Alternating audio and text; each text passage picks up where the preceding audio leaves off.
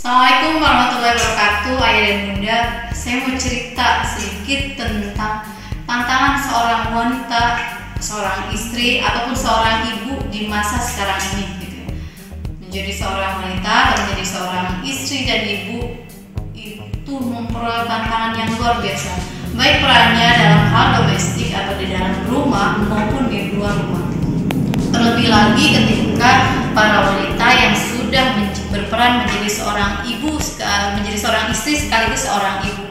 Bagaimana perannya mengurusi kebutuhan domestik rumah gitu, mulai dari memasak, mencuci, mengurus anak terutama yang menjaga kebersihan dan sebagainya.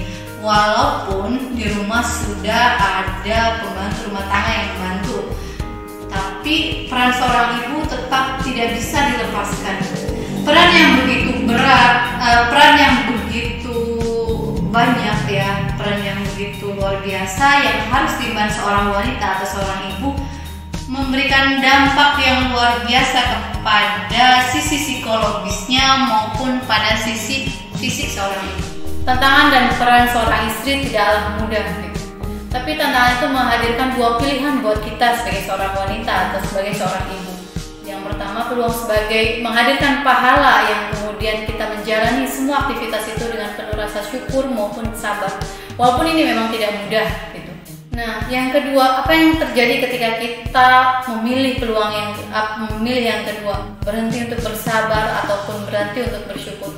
Yang ada dari sisi kesehatan, ketika kita gagal untuk melakukan atau mengupayakan hadirnya rasa syukur maupun sabar, akan mengundang berbagai macam penyakit yang kemudian hadir pada tubuh kita, baik itu penyakit dari sisi psikologi gitu ya, kejiwaan, maupun dari sisi kesehatan.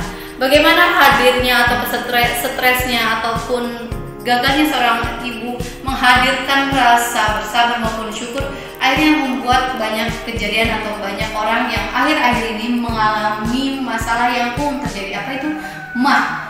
Rata-rata orang di Indonesia hampir mengalami MAH. Itu terlihat dari penjualan obat-obat MAH itu laris banget gitu. Nah, bagaimana prosesnya seseorang itu bisa mengalami MAH ataupun GERD gitu ya? Ketika kita mengalami kecemasan ataupun perasaan yang kacau, maka tubuh otak akan memerintahkan lambung untuk memproduksi asam lambung yang berlebihan. Itulah kemudian berproses siapanya nanti kita jelaskan pada sesi MAH gitu ya. Tapi itulah awal sebuah penyakit. Ketika lambung itu terkena pertama kali, seperti hadis Nabi yang kita dengar gitu ya, sesungguhnya semua penyakit itu berawal dari perut besar atau lambung. Nah, ketika para ibu atau para wanita mengalami gangguan MAH, kemudian akan mengundang penyakit-penyakit yang lain untuk hadir. Kenapa? Karena lambung itu adalah proses pembuatan nutrisi dalam tubuh. Ketika proses pembuatan nutrisi yang terganggu atau suplemen tubuhnya terganggu, maka kinerja seluruh organ itu akan terganggu. Itulah sebabnya kan orang-orang yang kemudian berawal dari gagalnya menghadirkan rasa syukur dan sabar, akhirnya mengundang MAH dan kemudian mengundang hadirnya berbagai macam penyakit yang kita ketahui sekarang ini. Selain itu, yang kedua, bagaimana ketika gagalnya kita tidak mampu menghadirkan rasa syukur dan sabar gitu ya. Apapun lintasan hati, perasaan, emosi seorang ibu, terutama yang lagi hamil dan menyusui, itu akan terekam pada genetik sang anak. Itulah tidak heran ketika manusia menghadirkan anak yang pemarah dan sebagainya, itu ditentukan bagaimana proses dalam kandungan dan proses pengasuhan 2 tahun. Dan yang ketiga, ketika kita gagal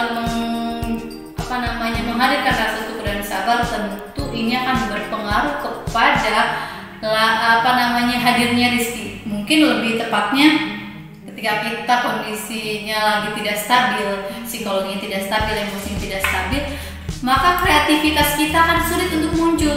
Ketika kreativitas kita sulit untuk muncul, maka peluang datangnya rezeki ataupun peluang datangnya kesempatan itu tidak bisa kita ambil. Kenapa? Karena kita tidak dalam keadaan rileks ataupun kita lagi mengalami masalah. Itu saja gambaran bagaimana pentingnya seorang wanita, seorang ibu untuk selalu menjaga syukur dan sabar dalam setiap aktivitas, setiap suasana, walaupun kondisinya tidaklah mudah gitu, tapi itu patut untuk kita ikhtiarkan. Semoga di momen Ramadan kali ini bisa membuat kita berlatih lebih semangat lagi untuk menghadirkan rasa syukur dan sabar di tengah pandemi corona ini. Terima kasih. Assalamualaikum warahmatullahi wabarakatuh.